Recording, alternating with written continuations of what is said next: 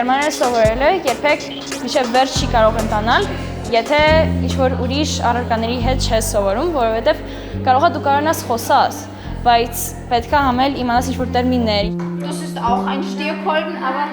Մենք շատ բան ենք սովորում, իմ կարծիքով ու շատ արագ ենք առաջ շարժվում, քանի որ հիմա, օրինակ, ես դեռ նոր երկրորդային եմ սովորում, բայց արդեն B1 մակարդակի վրա եմ։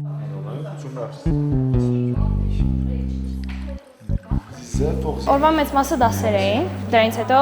արդեն ինչ-որ խմբակներ կային, ինչ-որ զբաղմունքներ, հետաքրքիր, օրինակ սպորտ կամ ինչ-որ մաստեր-կլասներ։ Գնացինք Վերնիգերոդը, որտեղ տեսանք ինչպես են փոքր քաղաքները Գերմանիայում, տների վրա շատ ծաղիկներ կային եւ ամբողջ քաղաքը կարծես հեքիաթից լիներ։